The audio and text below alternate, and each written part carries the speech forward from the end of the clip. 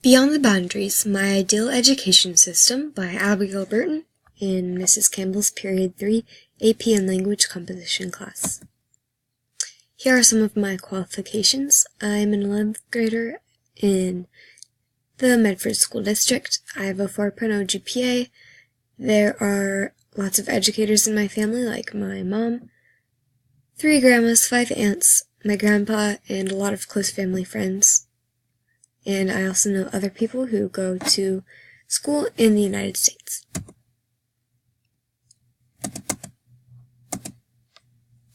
My ideal education system is most beneficial to the future of the country because it promotes long-term health and success of all students. The components of health are not only fitness, but mental, social, and emotional health. Beyond the Boundaries incorporates a balanced schedule, lifelong health, meaningful relationships, and extended opportunities for all students. Health is being physically, mentally, and emotionally prepared for life. One way all students could have the balance to perform at their maximal potential is to include a schedule like this. The balanced schedule does not run for 9 straight months with a winter break and spring break. Rather, it has more frequent breaks that allows students to diligently study hard for a short period of time and proceed to have a short break from school to recuperate.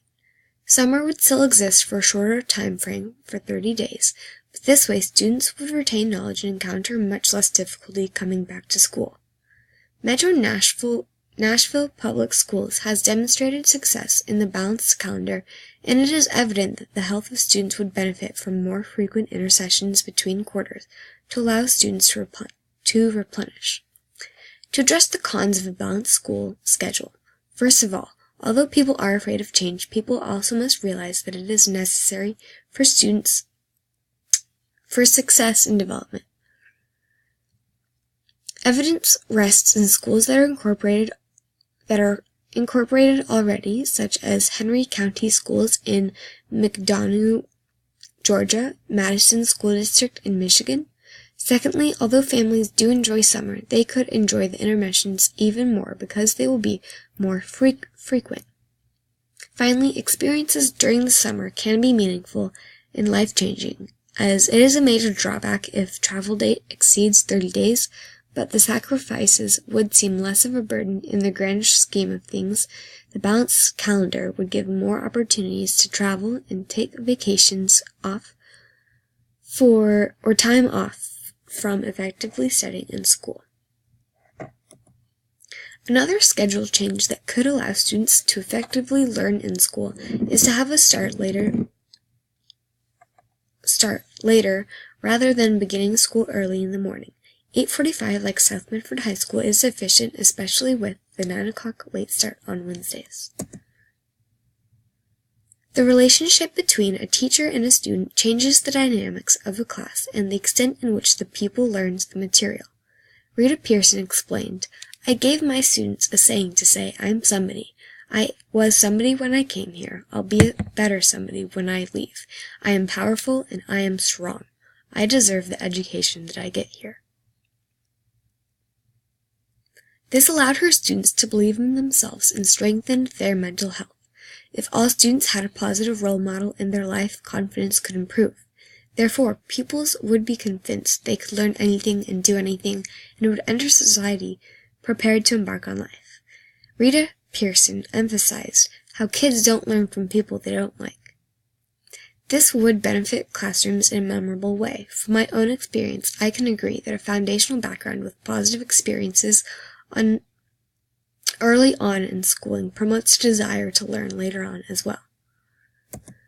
Some believe strongly in child-centered education. Child-centered education proceeds by awakening, eliciting, encouraging. The child should be exploring the world, and the teacher must therefore present him with the things that are relevant to his interests and stimulating to a mind like his. By Scruton. This method is a significant component in education, as students should be interested in what they are learning. Especially later on in education, like in high school, for example, pupils can benefit from having freedom in choosing what classes and what specific subjects they are interested in. Emerson, on the other hand, amplifies how substantial and necessary a common grind of learning can be. He said that he can learn anything important to him now that the power to learn is secured. As mechanics say, when one has learned the use of tools, it is easy to work at a new craft. Also, it is better to teach the child arithmetic and Latin grammar than rhetoric or moral philosophy. The combination of these mentalities of child-centered education and giving the child and peers the power to learn fosters an understanding for the student while creating clear expectations that reflect the real world and the future workforce students will go into. Speaking of the future, it would be extremely advantageous in my ideal education system to eliminate standardized testing. Through articles and sources such as Finnish Education Expert, it has become apparent that it does not give opportunities to minorities and does not consider bilingual students. It's biased against low-income and minority students, and it narrows curriculum and reshapes how teachers in different schools teach in different ways. It doesn't measure not only the potential and a student's potential and ability to learn, it also, while analyzing a student's success, one can look at the growth and development in other areas in addition to other factors. Using only standardized tests is inefficient and inaccurate at measuring a student's ability to creatively think because they are often true or false or multiple choice in which the best option may not be available. It does not measure how a student can problem solve.